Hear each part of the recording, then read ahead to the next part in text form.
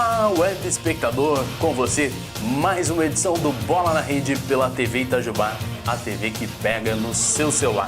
Trazendo hoje os destaques, opinião com o professor Ronaldo Abranches, um ano da tragédia do Ninho em Chamas. Taça Guanabara, Mineiro e Paulista e o vídeo da vitória, torcedora âncora, torcedora fanática do Bragantino Esporte Clube, agora RB Bragantino. E no terceiro bloco você acompanha tudo sobre a Copa do Brasil, Copa Sul-Americana, Libertadores e também o pré-olímpico da seleção brasileira. Estamos em Tóquio.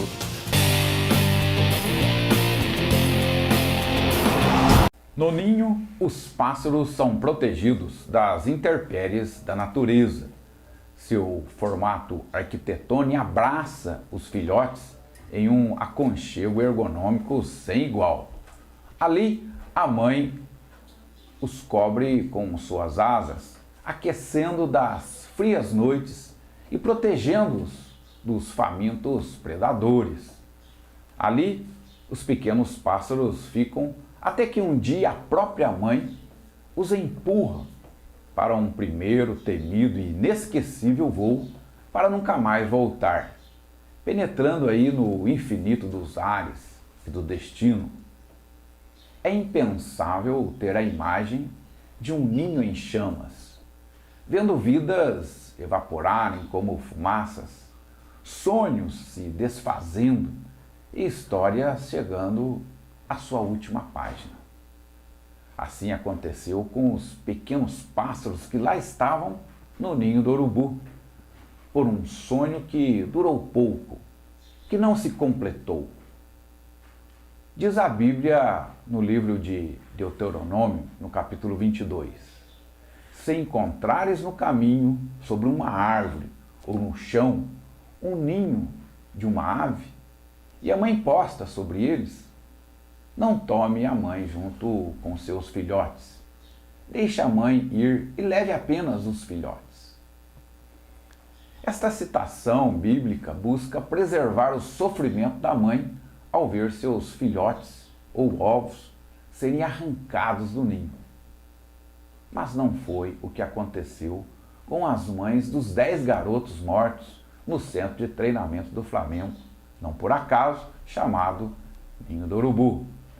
Uma cicatriz que ficará para sempre na história de um clube vencedor e de muitas glórias, mas estará para sempre marcado pela tragédia de um ninho em chamas. A pior derrota de todas que já passaram, ou qualquer outra que com certeza virá. Uma derrota de 10, que jamais o placar vai apagar. Após um ano do acontecido, a sociedade espera que o grande Flamengo, que tem a maior torcida do Brasil, cumpra sua parte nessa desgraça. Sua torcida não está satisfeita com a postura da atual diretoria, que de maneira insensível não está tratando o processo com a mesma grandeza que tem o Clube de Regatas do Flamengo. Por isso, as torcidas organizadas, solidárias aí às famílias dos meninos, iniciam esta semana um manifesto para pedir mais respeito e maior empenho em resolver essa questão aí o mais breve possível. Espero que a diretoria repense suas estratégias e não seja tão gelo no sangue, nesse caso aí, como tem sido nas negociações de jogadores. Pelo menos essa é a minha opinião.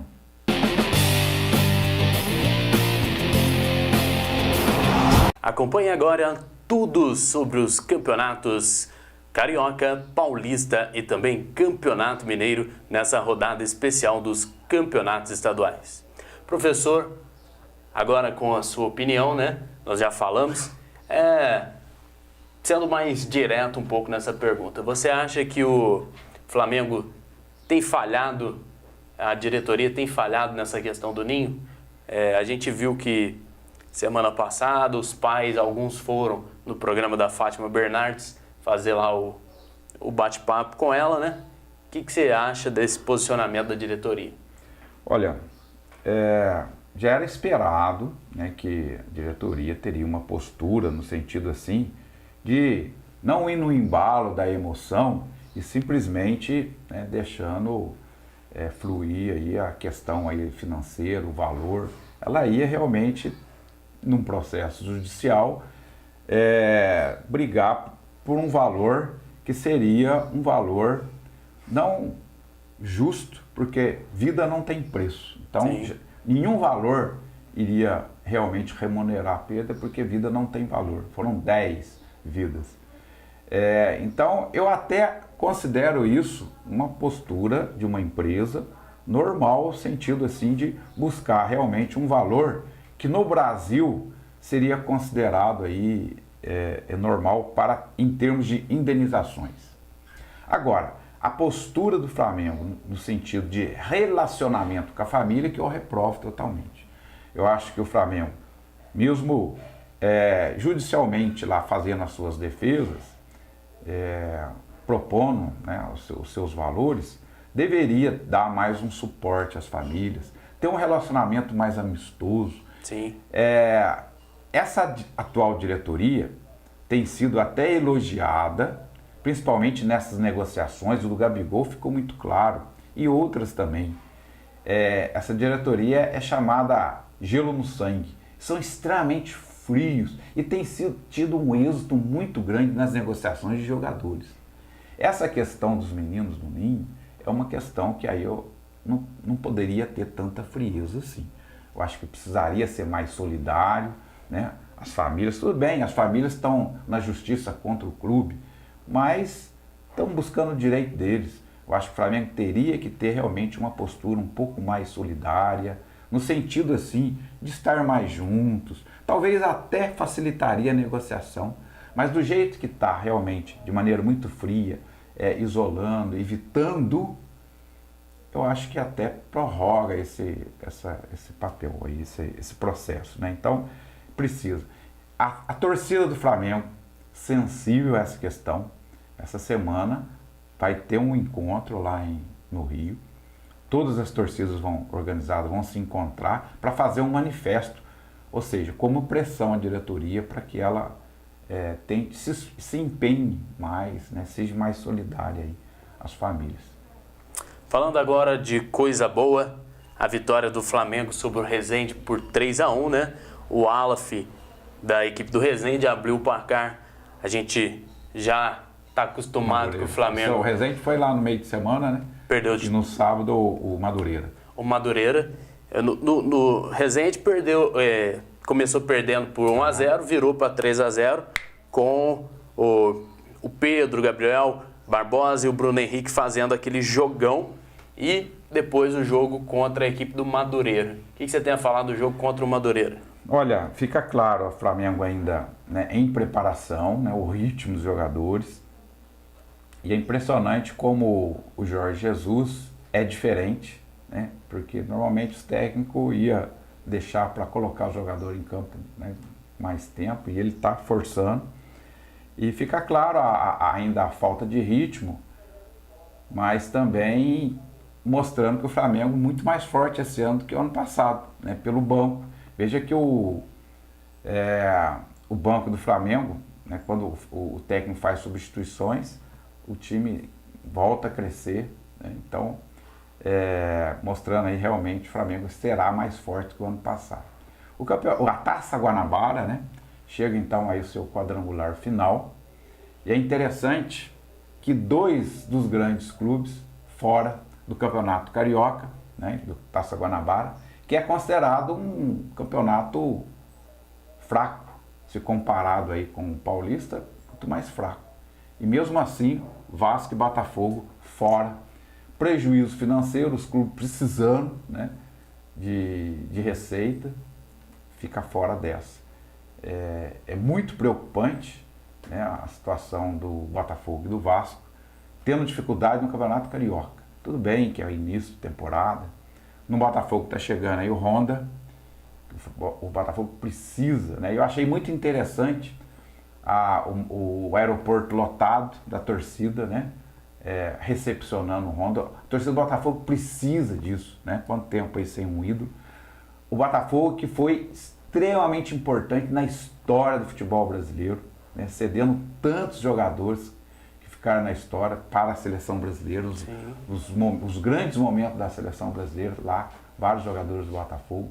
E aí foi muito bonito ver a torcida do Botafogo, né, recepcionando o Honda. Espero, ele já com 33 anos, se não me engano. Sim. Espero que ele tenha um bom desempenho que o Botafogo precisa, né? Ontem, no clássico Fluminense e Botafogo, ficou evidente demais. Já acompanhou a derrota, estava no estádio? A diferença entre o time do Fluminense. O Fluminense simplesmente atropelou o Botafogo sem reação. No primeiro e aí uma outra incoerência. 3-0. No primeiro tempo, depois o Fluminense só segurou, né? Uma outra incoerência que aqui nesse programa eu já tive a oportunidade, né, de criticar a questão do Botafogo na contratação do técnico. O Valentim não tem o perfil para esse momento do Botafogo. Caiu. E o Botafogo insistiu, perdeu todo o tempo da pré-temporada, que é extremamente importante para o ano inteiro, já demitiu o seu técnico. Ou seja, antes mesmo, né, de iniciar a temporada, a gente já falava aqui, todo mundo enxerga isso. Como que a diretoria do Botafogo, então, contratou esse técnico? O Jair Ventura seria uma boa substituição? Está aí no mercado. Foi um técnico que realmente se destacou no Botafogo, de repente tem identidade com o clube, né? Pode ser realmente O Botafogo não pode contratar, dizem aí também o Cuca, né? O Botafogo não pode contratar técnico de alto valor. De repente, Jair Ventura seria uma boa. Perdeu de 3-0 com um golaço do Nenê. Nenê que marcou 2 gols, um aos 10 minutos. Muito, Nenê, na idade dele. Por isso que depende muito, né, de vários fatores. Iniciou o ano aí, né, realmente motivado. Jogou muito ontem, né?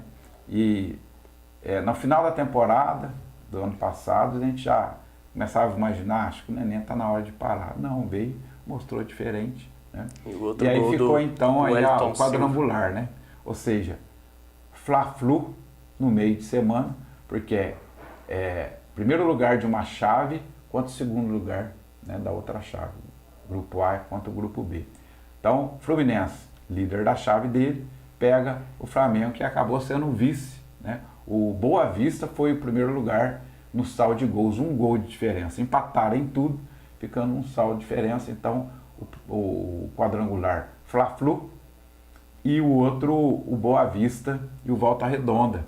Jogão. Né? Boa Vista realmente mostrou um desempenho muito legal e é bom a gente, né, ver um time pequeno se destacando.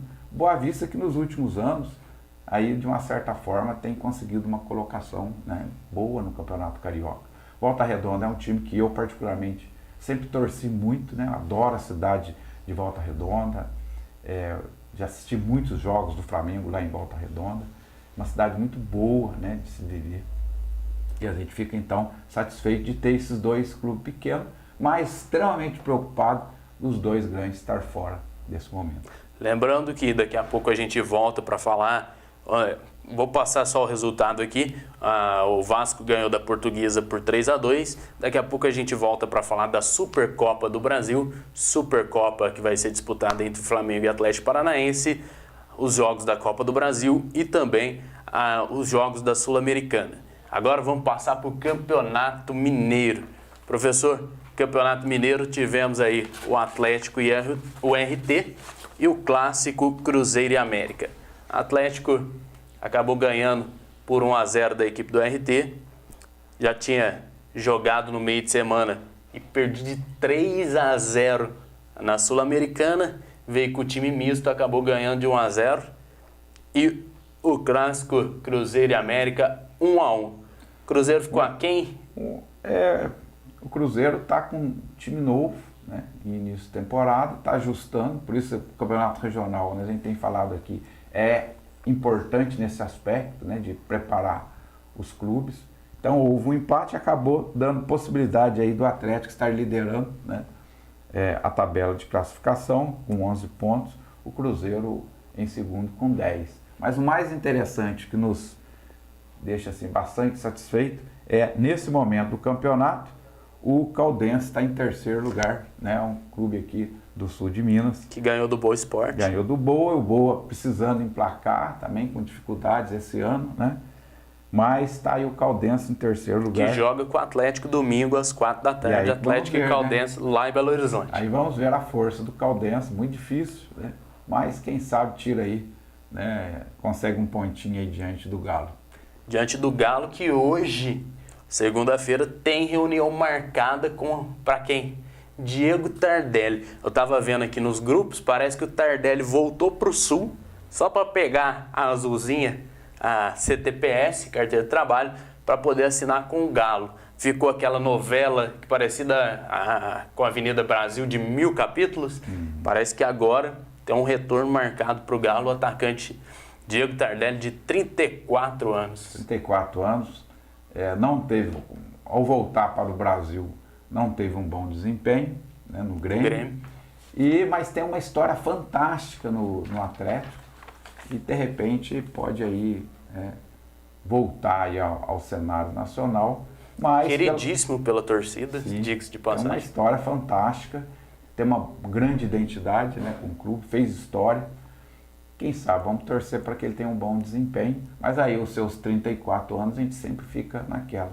Até que ponto ainda tem realmente algo num grande clube, né? O Atlético precisando, né? De um homem de referência. Exatamente. Passando agora para Campeonato Paulista, Santos e Botafogo, hoje às 20 horas lá na Vila Belmiro. Qual a expectativa para esse jogo, professor?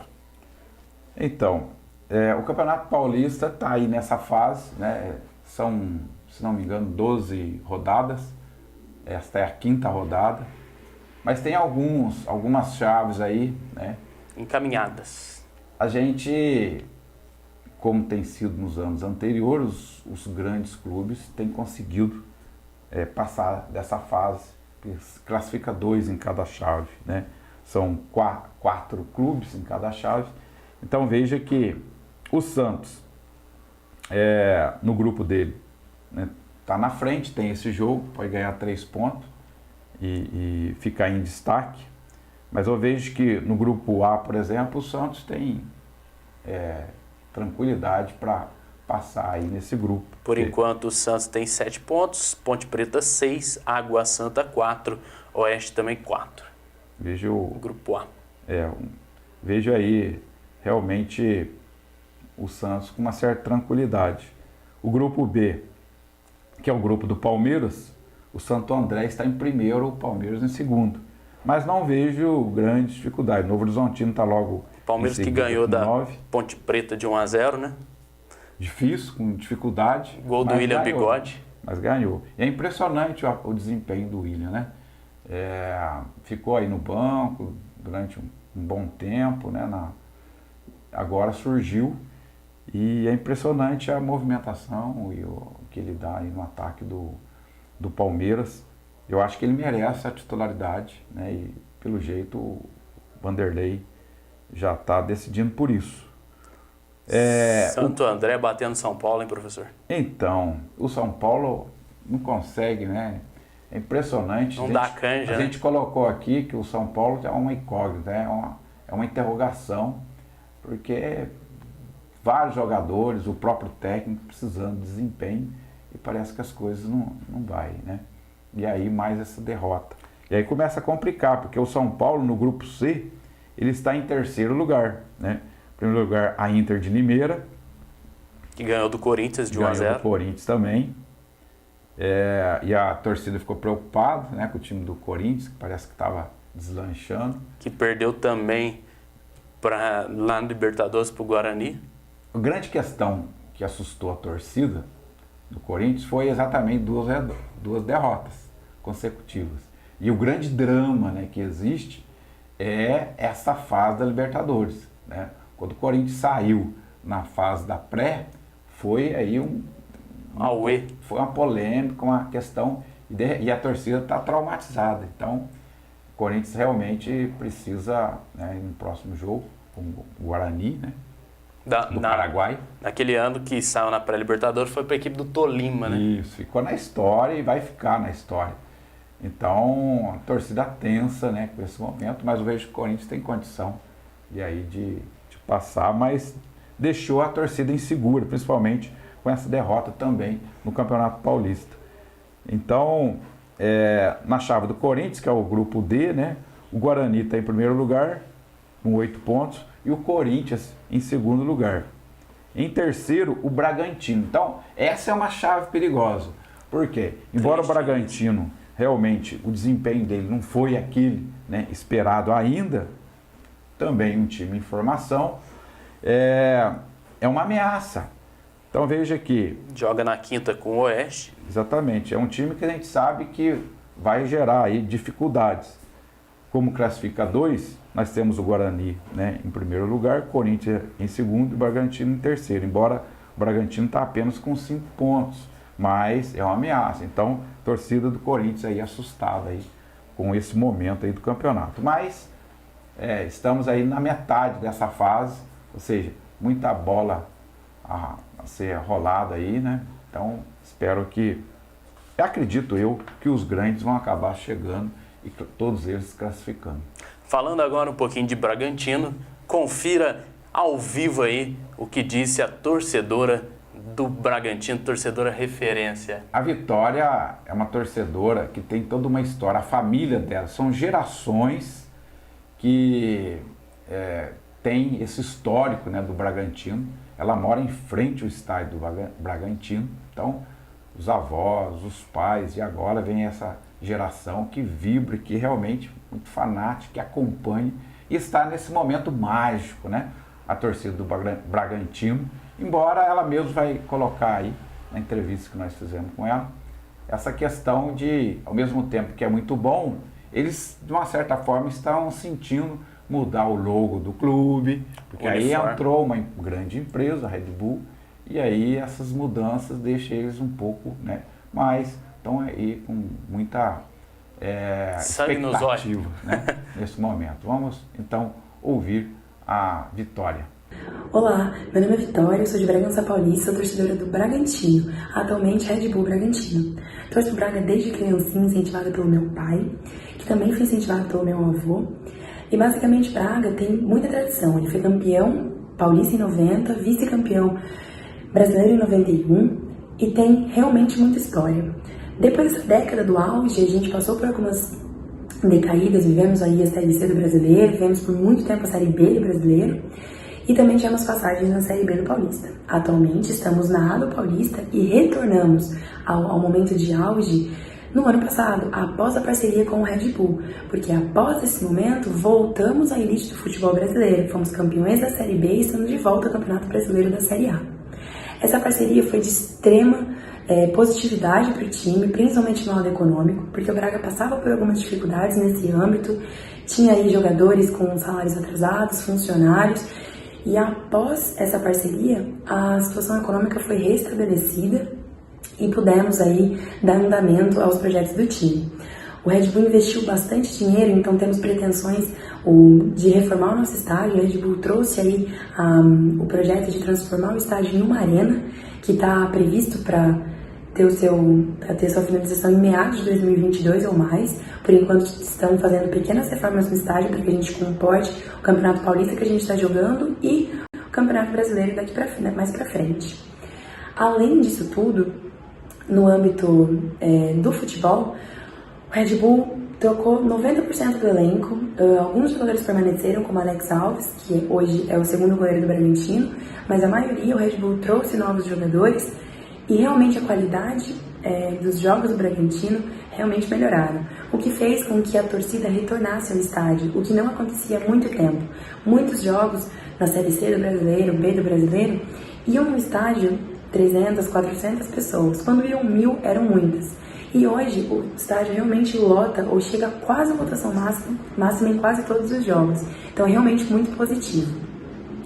Entretanto, apesar dessa positividade no âmbito econômico, no futebol, na torcida, a tradição do Braga acaba infelizmente se perdendo um pouco. O brasão foi trocado, então esse não é mais o brasão oficial do Braga. E as cores do Bragantino também estão gradativamente sendo alteradas. Apesar de a gente ter ainda o nosso uniforme preto e branco, Existe o nosso uniforme com o calção vermelho e a blusa branca, que são as cores do Red Bull. O que, infelizmente, para nós torcedores que estamos há muito tempo acompanhando o Braga e realmente gostamos muito da história, é um pouco triste, vamos dizer. Mas esse é o preço que a gente paga para estar de volta à elite do futebol e realmente ter o nosso time reerguido por uma empresa que tem muita visibilidade no mundo, tem outros times e outros projetos no esporte pelo mundo todo, então realmente essa visibilidade não seria alcançada se a gente não tivesse essa parceria. Então vamos esperar daqui para frente o que vai ser e acompanhar esse projeto de futebol tão especulado por todo o Brasil.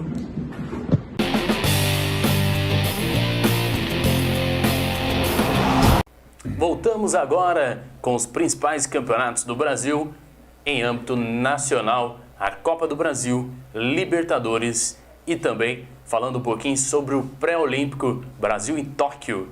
Professor, passando agora os jogos da Copa do Brasil. Tem alguns jogos aí, né? Alguns jogos importantes. Altos e Vasco na quarta-feira, dia 12, às 21h30, lá no Alpertão. Joga tudo nesse campeonato, né? Já que ele saiu do Carioca. A remuneração da Copa do Brasil ela é maior do que a do Campeonato Brasileiro para esses clubes que estão precisando, né, de questão financeira, e é um caminho mais curto para a Libertadores.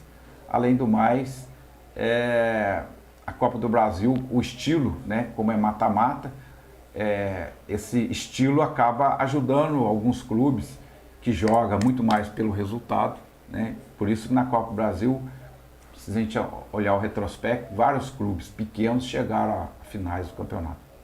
Atlético Mineiro e Campinense, Campinense e Atlético Mineiro. Aí o Atlético poupou alguns jogadores, né, no Campeonato Mineiro, exatamente focando esse campeonato. Então o Atlético tem a obrigação de classificar. Vamos para mais um grande jogo que vai ser o Fluminense e Motoclube. Só que o Fluminense Motoclube, dia 26/2, ainda tem mais um tempo. Mas o Fluminense já começa a embalar, né, também. Essa fase da Copa do Brasil, né, é uma fase classificatória que vários clubes, em função do ranking, não participam. O Flamengo, por exemplo, não está participando, outros clubes não participam. É um momento aí de peneirar. E na né? quinta-feira também, São Raimundo e Cruzeiro. São Raimundo e Cruzeiro na quinta-feira, dia 13, às 9h30. Então, boa chance para o Cruzeiro também, né? Sem dúvida, o Cruzeiro precisando financeiramente, né? E ele tem time para conseguir ir à frente. Então, Copa do Brasil, maior, né? Acho que não tem um campeonato maior do que a Copa do Brasil em número de clubes, mas ele vai, né, selecionando para que realmente no final é que vai pegar fogo em termos de o nível melhora, o nível de competição, né, aumenta. E olha para você ver que engraçado que eu estive pensando. Cruzeiro e Grêmio são os maiores papatítulos da Copa do Brasil. São Paulo é um dos grandes que não tem nenhum título, né? E o São Paulo não tem nenhum título. Já imaginou o Cruzeiro na Série B, ganha a Copa do Brasil mais uma vez, disputa Libertadores na Série B? É possível nesse campeonato, na Copa do Brasil, tanto é que já esteve lá Santo André, desceu vários clubes pequenos, que nem era da primeira divisão, né? E esse campeonato também tem um aspecto também de inclusão. É o momento de alguns clubes que só aparecem na mídia nacional através da Copa do Brasil. Sim. Porque foi campeão ou vice do seu estado, dá chance de realmente aparecer aí. Então, eu diria que talvez dos campeonatos é o que mais democrático promove aí, mais democrático, que promove mais a inclusão. Pela Copa Libertadores, Corinthians e Internacional. No primeiro jogo, Corinthians. Pré-Libertadores é um drama, né? Todos os clubes que entram morrem de medo de não passar, porque se é traumático, né, você ser desclassificado, né, de um campeonato tão que gera tanta expectativa, tão desejado, muito maior o trauma quando sai na fase né, pré-Libertadores, que é essa fase classificatória. E aí o Corinthians, que tem na sua história essa questão, de ter sido desclassificado lá em Tolima, né, a torcida fica apavorada aí. O fato de ter perdido o primeiro jogo, mas acho que o Corinthians tem condições. Placar magrinho, perdeu passar. de 1-0. Isso. Porém, o que liga o alerta também é que perdeu para o Inter de Limeira também no Paulista de 1-0 Isso aí que deixou mais também. preocupado, né? São 2 derrotas, uma pelo Campeonato Paulista e outra. Aí já começa a questionar algumas situações, né? Mas deixa o técnico trabalhar. O técnico realmente muito competente, mudou o estilo de jogo do Corinthians. Eu acredito que o Corinthians vai passar, pelo menos nessa fase aí vai passar. E qual a expectativa para a Universidade do Chile Internacional agora no jogo da volta lá no Beira-Rio? 0-0 primeiro jogo, Inter passa? Vai passar com dificuldade, né? A Universidade do Chile é um time que sempre mostrou força. Carrancudo. Mas em casa, né, o Inter deve passar. Agora, falando um pouquinho também sobre a Copa Sul-Americana, Fluminense e União La Calera, aquele jogo em 1-1. O Fluminense começou o jogo ganhando, depois a União La Calera empatou o jogo ao segundo tempo. Na terça-feira, dia 4/2, agora tem um jogo da volta. Falando um pouquinho, ainda continuando, sobre a Copa Sul-Americana, o Atlético tomou um baile na Argentina, hein? 3-0. Porém, o jogo de volta dia 20/2. Mas isso que é difícil, né? Por mais que tenha a torcida a seu favor, deixar um placar desse não é fácil. Mas o Atlético já mostrou na Libertadores situações, né, consideradas aí impossíveis, que ele conseguiu reverter. Então, por isso a torcida do Atlético sempre acredita. Você que é flamenguista lembra que não é só na Libertadores, também na Copa do Brasil. Sim. Aquele jogo que o Luan jogou muita bola, o Atlético conseguiu reverter 2 placares adversos contra o Flamengo e o Corinthians. Na base do eu acredito, eu como atleticano falo, impossível não é. Vai dar trabalho? Vai. O Atlético contratou grandes peças e precisa desse resultado na Sul-Americana, porque depois só tem a Copa do Brasil e o Brasileirão para disputar. Correr atrás do resultado. Tem que acreditar e ir pra cima. Professor, que jogaço de bola ontem. Acabou aquele sufoco. Estamos em Tóquio. Exatamente. O Brasil precisava, né, se classificar.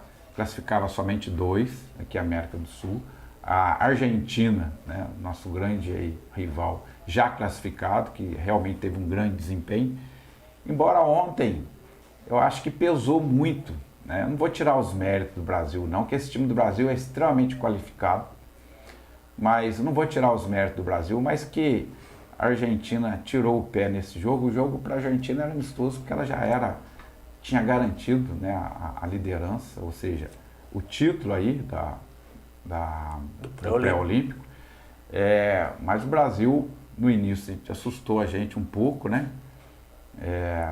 Mas logo que fez o primeiro gol, e aí ficou tranquilo. As expectativas. A gente percebeu aí que realmente a Argentina, com um time realmente já tranquilo, acabou facilitando de uma certa forma para o Brasil. A seleção brasileira nos preocupava muito com o setor defensivo. Foi feito agora, né, o técnico Jardine fez algumas alterações no sistema defensivo, ficou um pouco mais consistente, porque realmente o grande problema da seleção era o sistema defensivo. Mas jogadores muito qualificados, principalmente no meio de campo, no ataque. O centroavante arrebentando, né? Matheus Cunha. Paulinho também desequilibrando. O Brasil precisava ganhar, né? Lembrando que a Uruguai e Colômbia, o Uruguai meteu 3-1 na Colômbia e o Brasil 3-0 no primeiro tempo na Argentina. Paulinho, um bom passe, lambretinha que o cara lançou. Paulinho saiu cara a cara com o goleiro, meteu o primeiro gol. Matheus Cunha depois fez 2 golaços. O segundo gol do Matheus Cunha ali, faro de gol. Te pergunto, a gente está acostumado a ver Ronaldo Fenômeno, grandes nomes lá como referência no ataque do Brasil. Depois criou-se aquela expectativa pelo Adriano, depois agora o Gabriel Jesus, né? Gabriel Jesus teve uma boa passagem no Palmeiras, a gente esperava que ele explodisse. Para mim não teve aquele grande auge na seleção, mas eu te alfineto. Matheus Cunha, tem vaga na seleção principal já, professor? Cada vez mais a comissão técnica o Tite, né, tá pressionado. Eu acho que vai ter que levar o menino mesmo, né? São estilos diferentes, mas ele é o estilo mesmo goleador, né, do centroavante que está lá para fazer gol. Eu não vejo como não escalar aí esse jogador, até por uma questão mesmo de estar colocando, fazendo parte do ambiente, né, jogadores aí promissores que precisam já ir se ambientando. Lembra que o Ronaldinho, quando foi pela primeira vez, né, ele foi lá para exatamente, participou da Copa do Mundo pela primeira vez, ele foi muito mais para se ambientar, para começar a realmente formar esse ambiente aí de Copa do Mundo, de seleção. Isso ajuda muito a formação do jogador. O Brasil que em Tóquio defende o título do Olímpico, foi campeão lá junto com o Neymar, tudo, aquela Exatamente. Decisão nos pênaltis. Buscando aí o bicampeonato, né, olímpico, que é algo que faltava, conseguimos, e agora continuamos aí a perseguir. Esse time é muito qualificado, né, eu acredito muito nesse time aí. Então, no meio do ano, né, estaremos aí torcendo para que realmente a gente consiga o bicampeonato. Professor, nosso muito obrigado hoje a você, também a todos que participaram do programa, contribuíram. Nosso muito obrigado à Vitória, torcedora do Bragantino, que deixou seu depoimento, grande torcedora desse time. O nosso muito obrigado para você que acompanhou o Bola na Rede pela TV Itajubá, a TV que pega no seu celular.